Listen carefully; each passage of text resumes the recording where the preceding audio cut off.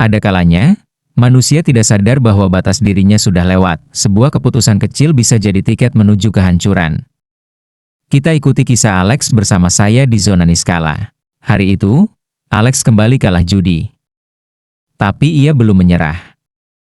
Dengan keyakinan yang hampir putus asa, ia memasang taruhan lagi. Berharap kali ini keberuntungan berpihak padanya. Namun saat hendak membayar, kenyataan menamparnya. Saldo di rekening tinggal saldo minimal. Dengan cemas ia membuka semua aplikasi pinjol di ponselnya. Kosong. Limit kredit telah habis. Ia beralih ke kartu kredit, hasilnya sama. Tak satu pun menyisakan celah harapan. Ia menghembuskan napas panjang. Kepalanya pening. Lina, istrinya, sejak kemarin sudah mengeluhkan SPP anak-anak yang belum dibayar. Persediaan dapur kian menipis. Mobil rusak belum diperbaiki. Semua butuh uang, dan semua membebani pundak Alex. Sambil berbaring mencoba menenangkan pikiran, Alex membuka Instagram. Di antara seliweran konten, sebuah iklan mencuri perhatiannya. Kredit tanpa bunga. Tanpa jaminan. Tanpa cicilan. Proses mudah dan cepat. Ban Harapan Jaya, Jalan Kenari nomor 42. Alex mendadak duduk. Dekat rumah. Besok aku ke sana, gumamnya. Keesokan siang, ia datang ke Ban Harapan Jaya. Bangunan ban itu terlihat megah dan modern. Seorang customer service perempuan menyambut dengan senyum manis. Selamat siang, Pak. Di sini kami bisa melunasi semua pinjol dan kartu kredit Bapak. Tak perlu jaminan, tak ada bunga, tak ada jadwal angsuran. Hari ini juga, dana cair langsung ke rekening. Tanpa berpikir panjang, Alex menandatangani perjanjian kredit. Ia bahkan tak membaca isi dokumen itu. Yang penting uang masuk. Tapi saat sampai di rumah, ada yang aneh. Cimong dan Gembul, dua kucing Persianya, tak menyambut seperti biasa. Lin, Cimong sama Gembul kemana? Tanyanya. Lina mengernyit. Siapa? Kucing kita, jawab Alex mulai heran. Kita nggak pernah punya kucing Lex, jawab Lina kesal. Pelihara kucing itu mahal. Alex malas berdebat. Ia mengira Lina sedang emosi karena urusan keuangan. Ia mandi, lalu malam harinya kembali berjudi. Dan, seperti biasa, kalah, dan kalah lagi. Sampai saldonya hampir habis. Pagi harinya, ia bangun untuk bekerja. Tapi ketika hendak keluar, mobilnya sudah tidak ada. Pagar rumah terkunci rapi, tak ada jejak pembobolan. Panik, ia menemui Lina di dapur. Lin, mobil kita hilang, serunya. Lina menatapnya dingin. Kita nggak pernah punya mobil Lex. Semua uangmu habis buat judol. Kemarahan Alex meledak. Ia menampar Lina, memaki istrinya. Anak-anak mereka, Sony dan Ella, masuk sambil menangis memeluk sang ibu. Tapi Alex tak peduli. Ia pergi ke kantor polisi. Namun saat menunjukkan STNK dan BPKB mobil, petugas malah mengernyit, Pak, ini kosong. Tak ada data kendaraan. Alex membaca lembaran itu. Kosong. Ia menyebut nomor polisi mobilnya, tapi petugas berkata, nomor itu tidak terdaftar di database kami. Setengah gila, Alex pulang. Tapi rumahnya juga mulai aneh. Perabotan seperti TV dan lemari lenyap. Istrinya juga tak ada. Alex berpikir Lina minggat ke rumah orang tuanya dengan membawa semua barang di rumah.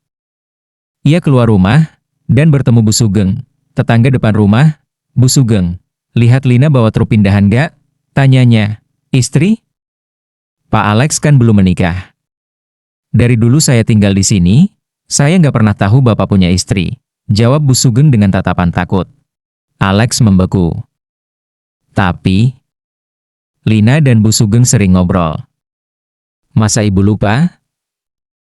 Namun Bu Sugeng buru-buru masuk rumah. Tak lama kemudian, ponsel Alex berdering. Ban Harapan Jaya menelepon. Pak Alex, limit Bapak hampir habis. Mau tambah kredit lagi? Kami sudah siapkan kontrak baru. Tanpa berpikir panjang, Alex kembali ke ban itu. Semua terasa cepat dan mudah. Customer service yang sama menyapanya ramah. Pinjaman Bapak sebelumnya sudah lunas. Ingin tambah 2 miliar? Alex dengan bingung bertanya, tapi saya belum pernah melunasi kredit saya. Customer service tersenyum. Sudah Pak, secara teknis sudah. Saat sedang menunggu proses, Alex pergi ke toilet. Namun ia melihat pemandangan mengejutkan. Lina, Sony, dan Ella sedang mengantre masuk ke sebuah ruangan di ban itu.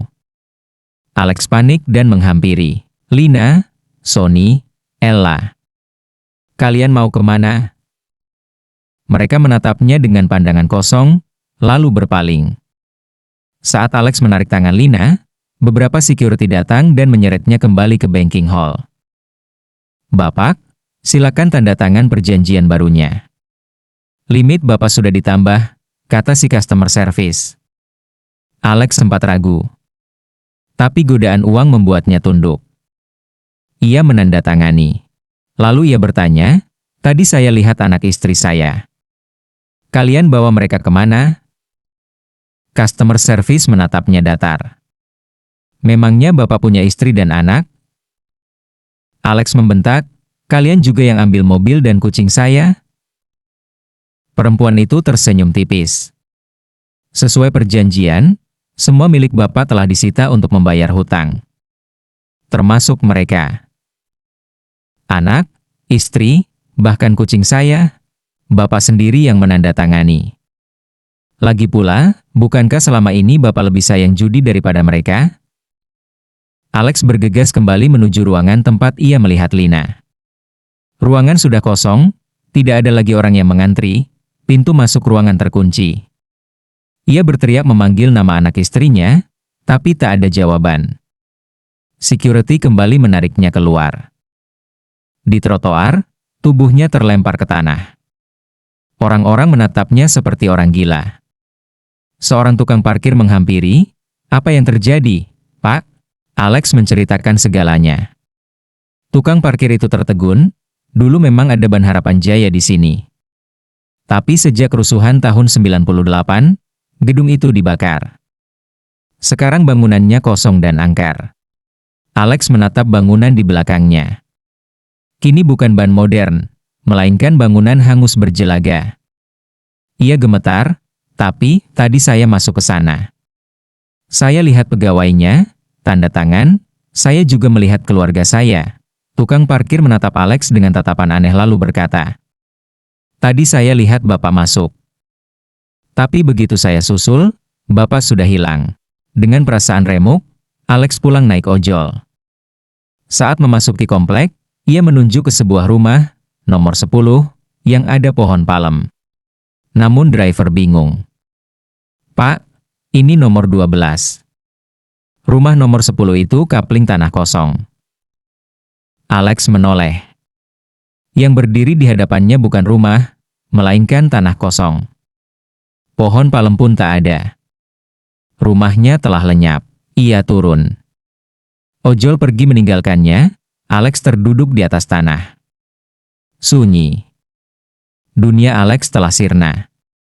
Semua lenyap. Rumah, anak, istri, kucing, bahkan mungkin akal sehatnya sendiri. Beberapa warga yang pulang dari masjid menghampirinya. Pak, kenapa duduk di situ? Ayo mampir ke rumah saya, ujar seorang pria. Alex menatapnya lemas. Pak Sugeng, rumah saya hilang. Siapa yang ngambil rumah saya? Pria itu kaget. Kok Bapak tahu nama saya? Dan, tanah ini memang kosong sejak dulu.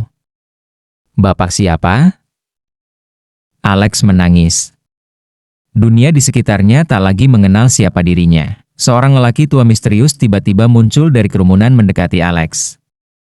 Dia hanya berkata, sudah biar dia ikut saya saja. Kasihan, dia sudah banyak mengalami kesedihan. Tak ada warga yang mengenal lelaki tua itu. Mereka membiarkan saja saat lelaki tua misterius itu mengajak Alex pergi meninggalkan komplek perumahan. Sejak hari itu, Alex tak pernah terlihat lagi. Tidak di kantor, tidak di kampungnya. Tak ada jejak yang tertinggal. Karena ketika hari berganti, semua orang sudah lupa bahwa Alex pernah ada.